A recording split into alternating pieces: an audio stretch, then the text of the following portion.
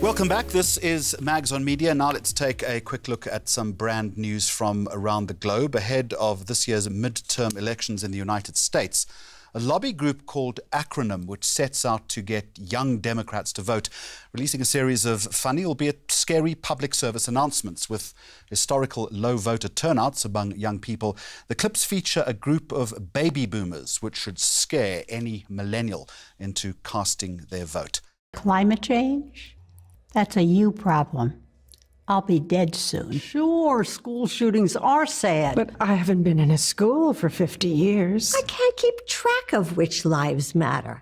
Sure you don't like it. So, you'll like some meme on Instagram. If the weather is nice, maybe you could go to one of those little marches. You might even share this video on Facebook. But you won't vote. You young people never do. But I do. I do. I do. Midterms, primaries. Every single election. We'll be there, but you won't. Because we're a generation of doers. Not whiners. We're doing great. And on a less alarming front, this cafe in Seoul in South Korea taking the concept of immersion to an entirely new level by transporting their patrons into an actual comic strip world. From the decor to the crockery and cutlery, all elements of the cafe create the illusion of being inside an illustration. The cafe was inspired by a famous Korean television show wherein characters enter a fantasy cartoon world. Our final story this week looks at changing perceptions around magazine media. Now, Associated Media, owners of Cosmopolitan, Good Housekeeping and Marie Claire, among others, launching a QR code campaign, essentially announcing what it calls an entirely new consumer journey by closing the gap, it says, between content and commerce. Let me take you to Cape Town. The Chief Executive Officer, Julia Raffaeli, joins us. Julia, a very warm welcome. Let me start with this, if I can, for the Luddite in me. Remind me what a QR code is. I can show you very easily, but it's very simply an application that you can use to go you use your phone and it takes you directly to the API of a website where you can actually shop and purchase directly.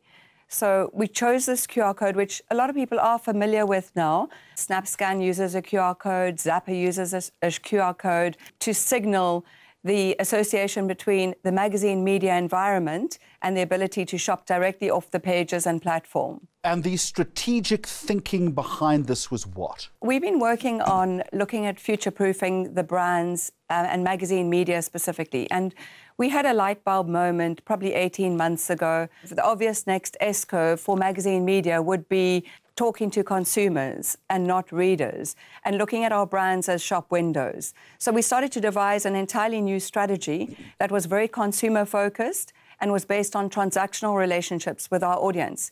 So instead of offering the audience that we have beautiful products which they can actually not shop directly from, we thought, you know, there's a gap and there's a necessity for us to be part of growing online shopping in South Africa.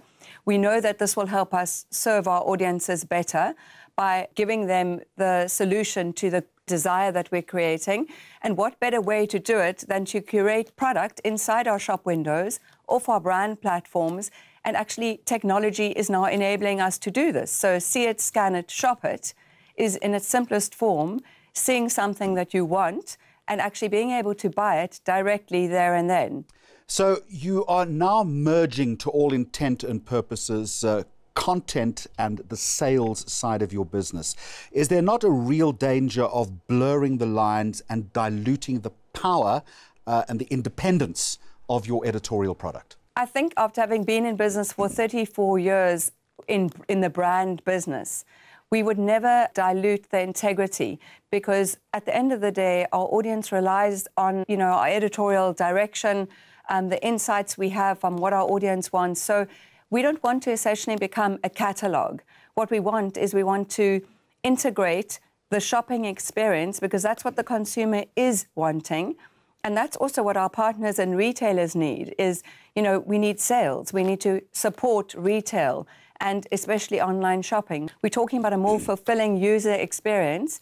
And this particular campaign was conceptualized around creating new conversations around magazine media. And to do that, we had to disrupt the newsstand, because the newsstand is a difficult model and consumers don't shop for our product in the same way anymore. So we had to do something that was quite brave, and that's why I chose to do it across all of our brands, and I chose to do it through the QR code as an iconic signal. So every single magazine that you see that's published by us will carry the magazine inside a QR code, because we had to start this conversation.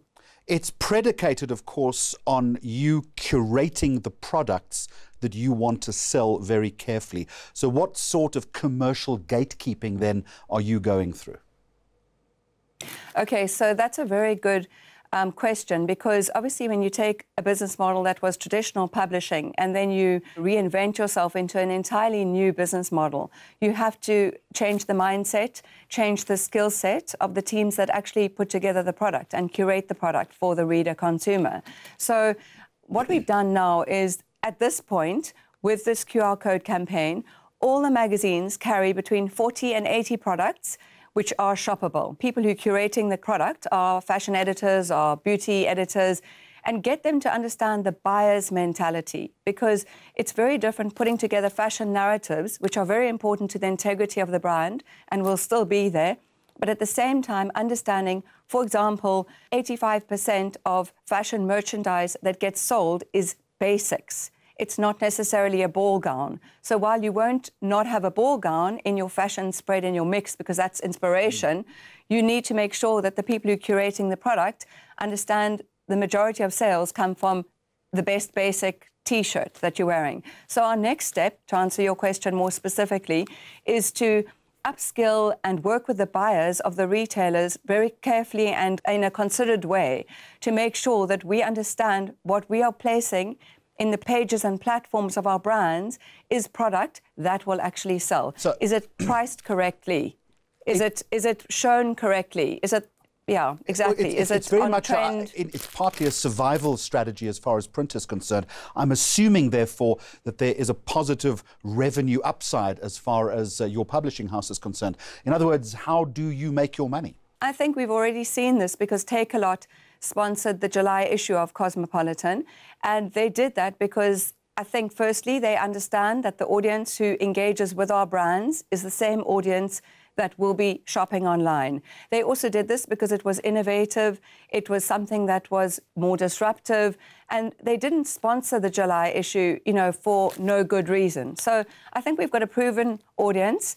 I think this is just the start in terms of print. We're using print because it's easier to demonstrate, and it'll be easier to change user habits. All of our other platforms are integrated with the same strategy of serving our audience better. Julia Raffaele, we're going to leave it there, Chief Executive Officer, Associated Media Publishing in Cape Town. Thank you very much indeed.